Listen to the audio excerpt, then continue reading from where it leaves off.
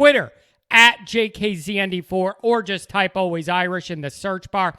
Emails, alwaysirishnd@gmail.com. Audio only, anywhere you want me, you could get me. Merchandise link in the description. Some of the novelty tees are up for sale. This one I call the Mark Rogers Special. Okay, get yourself a BSPN Network t-shirt from the Always Irish website, if you please. Okay, so let's get into this.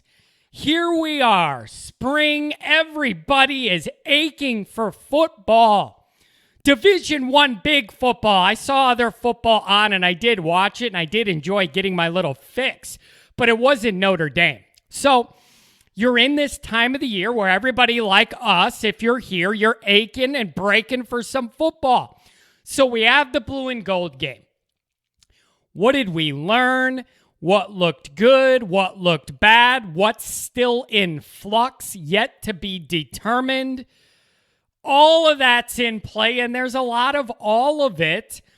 But it's spring. It was just so good to get Notre Dame football, and I admit it, you guys. I was way more excited for this than I should have been. And I was thinking back the last couple years or whatever, and I didn't have that same excitement for a scrimmage game. And I think the reason why is there's all these changes I'm interested in. New quarterback, allegedly a new offensive scheme, Marcus Freeman, all this stuff. There's some new things, and we just wanted to see what it looks like. So really good to see our guys back on the field, see those gold helmets. Speaking of gold helmets, Notre Dame baseball is a thing, so everybody needs to tune into them. They're playing some really, really good ball, and they are, unless I'm dreaming, I saw they were ranked 6th last week or something and up to 2 now. That could be wrong, but I swear I saw that on Twitter. Check out the Notre Dame baseball squad. They deserve your time, okay?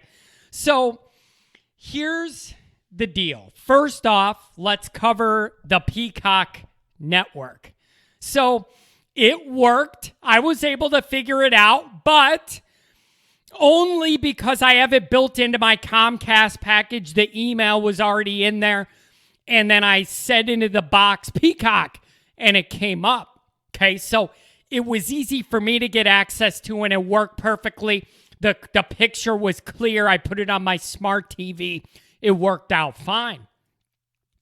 The ability to not have the down and distance threw me off more than I realized. I didn't realize how much I relied on that, but it's kind of tricky when you're looking at Twitter. I'm writing down notes for this show, and I'm watching the game.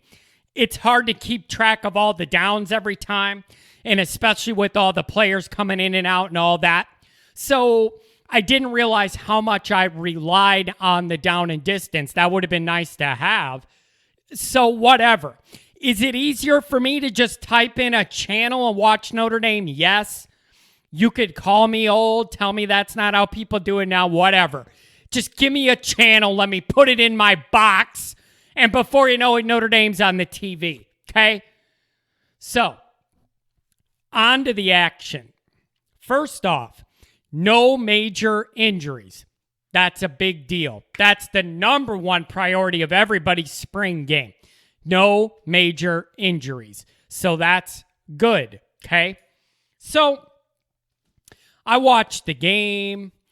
I saw, Twitter ongoing, and I sat here over the weekend thinking about my overall takeaway from the blue and gold game, and here it is. Notre Dame continues each year that we move on past 2016, really. Notre Dame continues to gain quality depth on their roster. Like quality depth. Guys you could rotate in that could play without a big drop-off and be good or really good in a lot of areas. Notre Dame should still, even with all the offensive and defensive production lost from last year's team, I'm still saying raw talent, top to bottom on the roster. Notre Dame should probably have more than everybody they play in 2021. I'm including North Carolina, USC, top to bottom. I think that's the case. Are you going to go undefeated even though you have more talent? I don't know. That's yet to be determined. But raw talent, I genuinely think Notre Dame, top to bottom, still has more than everybody we played this year. Okay, so going undefeated on that is easier said than done. But when you have a talent advantage over almost everybody you play, I'm expecting you to pull it together. Okay, so here's the deal, though, with that in mind. We're now to the point with Notre Dame where bragging about the high quality depth and all the good play, it only gets you so far. And Notre Dame's running out of mileage of getting all that credibility for being really, really solid, really, really good, top of the second tier, all the stuff I talk about all the time, and so does everybody else. It's not like I'm the only one. They're firmly planted in the top of this second tier in the college football hierarchy. But we're getting to the point where that only gets you so far. Examples of that are the last couple times we went 12-0. It was really, really good, but non-competitive when it came for Title Town, okay? So that's what I mean when I say that high-quality depth and just the stability right now of the overall program, that's great. But how many years can you live off that before it's time to reach the next step, right? That's what I'm getting at. So Notre Dame now needs not only that quality depth that I referenced, but it also needs to be elite at very key positions to win big. That's my big takeaway, okay? We already know the way Notre Dame's been doing things is good enough to win 10, 11, 12 regular season games every year. We know that. That's very stable. Just stating that puts Notre Dame in the top 4 or 5 in the whole country every year. So we know the way they've been doing it could get you 10, 11, 12 regular season wins. That's not the goal anymore. It's not. And that is a compliment to their accomplishments. That the goal is getting beyond that great regular season and then not even being competitive when there's a trophy on the line. Okay? So you need to be elite in certain areas. Being very well-rounded overall doesn't cut it in the playoff era. It could get you to the playoff, but it's not going to get you to win a playoff game, or in our case, even be competitive in a playoff game, okay? So that's kind of where the big picture comes together for me here. We all know Notre Dame's rock solid, but we're not putting any trophies in the case. You need some elite guys at elite positions to get where you need to go, okay? So obviously, quarterback's one. Obviously, having a dynamic wide receiver group. That's what's scoring all the points in college football, guys. Quarterbacks and wide receivers. It's not a coincidence. There was a run on both of those in the NFL draft last week as well. Okay? So you got to be elite in a few areas these days. Quarterback, wide receiver room, defensive line, secondary, things that have the most direct impact on putting points on the board or stopping people from putting points on the board. Okay? Now, here's what I think's ultra interesting. What I just said about where the program's at and needs to get very closely mirrors the draft for Notre Dame. I believe we had 9 guys taken. Rock solid puts you down at the second tier. I think the top had Ohio State, Alabama had 10, I think. Notre Dame in that next level with 9. Great. But none of them were first round selections. So you could argue Owusu Carmoa deserved it, and I would argue that too. But the fact is, none of our guys were considered grade A first round prospects. You could argue some of its positional needs of those teams or whatever. I'm just making a very vague, general, correlating point. Notre Dame's really, really solid, but not elite on the field recently. And then we put a ton of guys in the draft, but none of them at elite of elite status in the draft. I just find that parallel very interesting between what we've seen on the field and it translating to the draft. Really, really solid, but not elite. Our guys in the draft, apparently those GMs thought really, really solid, not elite first-round guys. That's a corollary and a parallel that I think is important to note and keep in your mind, okay? That isn't lost on me. That parallel between on the field and then the draft. If you think about it, they run hand in hand. It lines up perfectly in my mind. It matches up with the way I see things, okay? So you have to take everything with a grain of salt in the spring game. It's the classic trap. The defense does good, then you're convinced the offense sucks. The offense does good, you think the defense is bad. You're mixing up guys, splitting up the teams, moving guys in and out. It's really tricky to decipher much, but I do think there are some general observations and specific guys that stood out, okay? Quarterbacks. This is getting really odd to me. It's getting odd and it's getting a little tricky to navigate in my mind exactly what the plan is here. Now, again, we have to refrain from acting like blue and gold game results are the end-all be-all of what everybody's going to be or not be. I know that's not true, but this was the biggest showcase, and that's what I'm going off of, okay? Going off the information I see. Not all that I heard. I'm more interested in what I see when you got a chance to do it. Quarterback. So the starting job is between Cone and Pine, yet Tyler Buchner clearly, to me, had the best day of any quarterback. Is that an awkward dynamic to anybody else? Does that sound weird to anybody else? Here's what I felt. With Buchner, I felt a little bit of that it factor. The same way I described that it factor with Marcus Freeman, I felt a little bit of it with Tyler Buchner. Not as strong as Freeman, but like the beginnings of that feeling I felt with Buchner. Now, you could say, John, define that. How do you define that? Well, here's one thing. Buchner clearly had the best numbers of the three quarterbacks, but let's put that aside.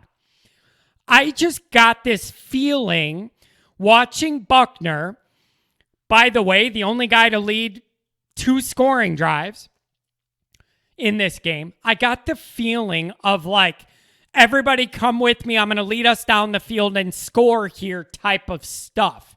A little rhythm, a little let's rally around this guy. Like I don't know how to define it exactly, but with Buchner I felt it, and with the other 2 guys I just didn't. Okay? So it's clear to me. I understand Buchner, maybe the defensive guys he was making these plays on weren't first string, all that. I get it. There's a lot of moving parts in the spring game to try and analyze, okay? I just feel like Buchner has the most elite potential upside in the quarterback room. I just feel like he's the future guy. I just do. When that future kicks in is my big question, okay? So I'd like to know the plan. Cone had some really good throws, tight windows, leading a guy perfectly, threw it downfield well, and some blah plays, and then some plays where I wanted to say, you're too old and experienced to throw that ball where you just did, and I don't care that it's a spring game or a practice. You're too old to put the ball where you just did. as a grad transfer. Okay? Now, if he's the starter, which is clear to me that was or is Brian Kelly's original plan, I can't have you can't throw the ball there type moments. If we're getting those, start Buckner. And then you're getting the dangerous throws into traffic that are ill-advised, but development with it. With Cone, you're not.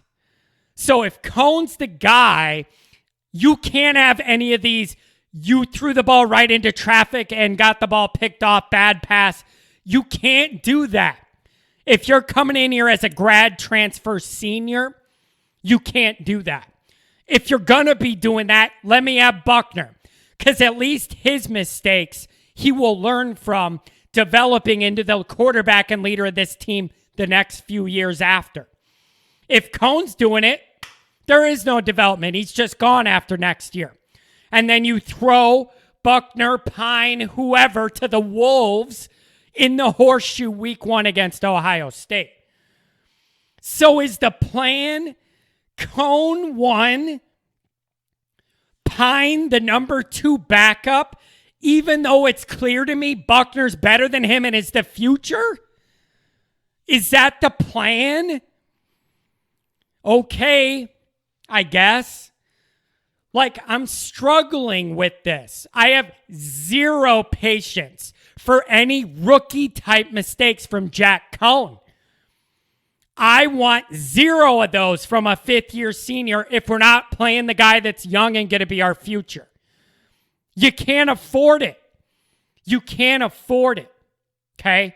So that's the trade-off. And so if it's Cone and Kelly's married to that idea, fine. But you can't be putting some of those balls in trouble like he did Saturday. That's not fifth-year senior type stuff. You can't miss a wide open guy for a touchdown when you're a fifth-year senior. You're here to make those plays with your experience. If I'm not going to get that and you're putting the ball in harm's way, let me have a young kid play. At least there's development there. So that's the trade-off. It has to be there that if Cone's the guy, you don't get these rookie-type throws and mistakes. That's not why you're here. That's not why you're here. But what I can have is it's Cone's job. He's inconsistent, throwing interceptions, right? 2 guys. Buckner's riding the bench. It's so this year. Then you throw Buckner to the Wolves week 1 the following year and screw that year up. That's what I have no time for. Not here for. So I'm a bit unclear as to what the plan is. Buckner doing so well in the spring game complicated things for Brian Kelly, who will probably start getting annoyed that people are going to keep asking. Because I think a lot of people feel what I did. A little rhythm, a little it factor from Buckner, a little leadership, okay? A little come with me, we're going down this field and scoring. That's what I want to see. So I'm unclear of the plan. If you want to tell me Cone's number 1 because of all that experience, fine. Pine's the number 2, but I think Buckner's already better. Or he played better Saturday. So I'm a little unclear on the plan. And Buckner doing so well Saturday made it more complicated for Brian Kelly to explain as we move forward, eventually into summer ball. Now, O-line. Lots of touch sacks. 9, I think. Tricky to gauge with the touch sack and guys wearing the beanies and the this and that. Yeah, it's a little tricky to gauge, okay? So I'm going to give them leeway before ranting about it. But if we get to Florida State and this offensive line is a confused turnstile, I am going to lose my freaking mind. Nothing will sidetrack installing a modern age offense as fast as having a bad offensive line. Okay? So, if it's Patterson, Corral, Lugg, Fisher, Spindler, fine. I don't care. Nobody likes two freshmen starting. But you know what? Similar with the quarterbacks. Those guys are going to learn from their mistakes, turn into your team leaders the next few years. If it's even close with that last spot, give it to Spindler for the development, in my opinion, if it's even close for that last spot. I think Fisher's starting. So with that last spot, if it's even close between Spindler and older guy, give it to the younger guy. Get the development going. If the drop-off between the two isn't huge. That's my preference. Running back. Use Tyree Moore. There's hints that they're looking at trying to do it.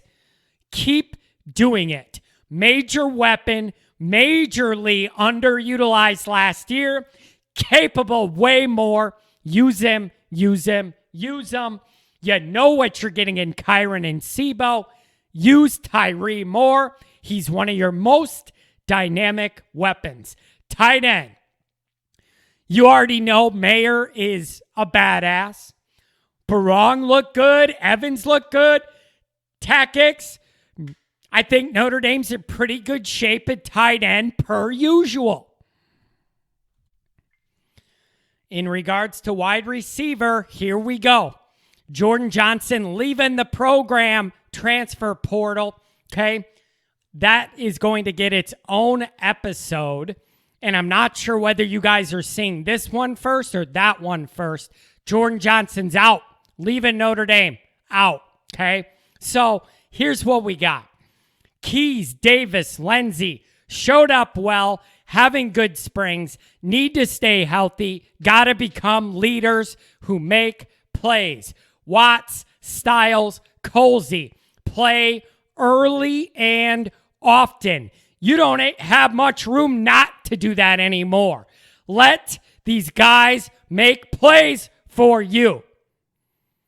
Then you throw a healthy Austin in the mix as the cherry on top. Everybody needs to stay eligible, stay out of trouble, hopefully stay healthy. This group is frustrating beyond belief. Potential, potential, potential. I'm sick of hearing about it. Results, results, results. Sick of all the potential. I have the potential to make the PGA Tour. Is it happening? No, because my results aren't good enough. Notre Dame only has 2 wide receivers in the program now from the 2019 and 20 classes combined. 2! That is a disgrace and isn't even functionable. That room is a mess. Let guys make plays. Notre Dame makes it harder than it has to be. Let guys make plays. Give them chances early. I'm so sick of this. I liked seeing Notre Dame air it out a little bit more. They made an effort to do that. Cone had some great throws, some blah throws, some bad throws, okay? It's just all frustrating me. You need that wide receiver group to be well above average to do anything we want to do. Anything. Any of those dreams or goals about a modern, up-tempo, fast-paced, north-south offense. These guys have to be better, period. All of them better. Make plays.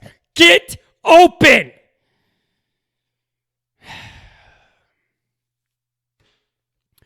So the wide receiver room is an ongoing frustration.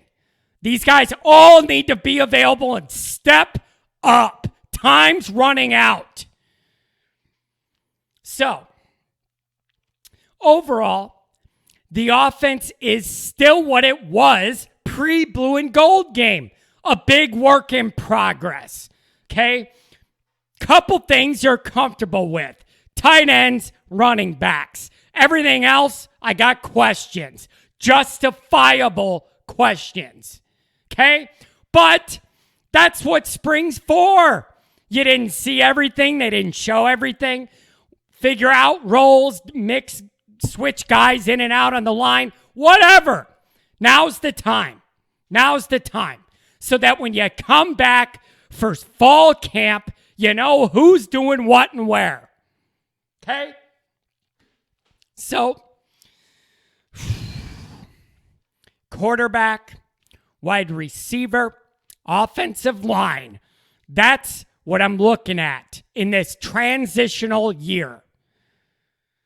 Now, switching over to defense, my boyfriend Marcus Freeman looks awfully damn comfortable roaming those sidelines, all smiles, doesn't he? He's head coach material, if you ask me. Looks real comfortable and natural roaming that Notre Dame sideline. That smile on his face. He had his arm around the ref. He's working the refs. Love it. Love it. Now, getting serious for a minute. It's clear to me and everybody else, Notre Dame's defense is still the strength of the program. Lots of quality depth. Players talk about having more freedom in this scheme. I love that. All these guys talk about Freeman wants to put them in positions to let their instincts and natural God-given athleticism beat their one-on-one matchups and make plays. Guys love that kind of challenge. Guys love that kind of freedom. They all step up. I love it, okay? Credit to Mike Elston. This defensive line has depth. I feel really comfortable there. Myron Heinisch looks strong. Mills could be a wrecker cross making plays. Jason Adamanola, okay? Here's what they got to figure out. And this is a luxury. This is a big luxury. One that I can't believe I'm saying Notre Dame has. The luxury is, one of the big things about that defensive front is the rotation. Figuring out what situations, down, distance, run, pass, whatever. Figuring out what instances each guy excels the best at, and then building your situational rotation accordingly. That is a great benefit to have. In the old days, it was like, well, you're a pretty big guy. You're playing every single play at defensive line for Notre Dame because we don't have anybody else. Now, you're in a position to mix and match, switch out your packages, move your personnel based on the situation. It's a great spot to be in. Everybody involved in developing that depth deserves credit, okay? I have this noted.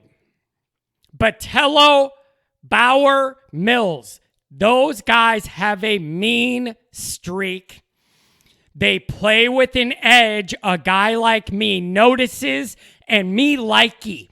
These are guys that want to take your freaking head off every time they get near you. And I love it. Love it. Love it. Want us to have more of it. Love it. Okay? DJ Brown. Ramon Henderson stood out. Leah Fow. I like seeing Adjavon make a play. KJ Wallace. Simon was out there. Walters. Simon and Walters interceptions. Simon was all over the place. Bracian offered in the mix. Here's the thing. I can't believe I'm saying this. And this could turn out to be misguided come the actual season. But I actually feel a little bit better about the secondary after Saturday. And that's where most of my defensive worries come from. It's still a work in progress on that back end. But with Hamilton as your leader, I saw a lot of raw talent out there to work with Saturday. It looked better back there than I thought. Okay? Take it for a grain of salt. Spring, tell me you can't judge it off that. I'm just telling you, based off what I saw, I feel a little better about what we have back there than I did coming into the game. So that's good. But overall, the defense is still clearly the strength of the team. They're ahead of the offense by miles in my estimation. It's just a matter of settling into those rotations and situational fits. Who does what best, where, and when. The defense is in a really good spot in that regard. Overall, there's no doubt to me Notre Dame has the talent to win all of its regular season games, led by a defense that will keep Notre Dame in every single game. Will the offense find a modern winning identity? The 2021 season hinges on it. Offense still in flux. Fine. That's what spring's for. But time's running out of the hourglass. Guys got to start making plays. All I know is by the time Tallahassee comes, you better be ready. The end.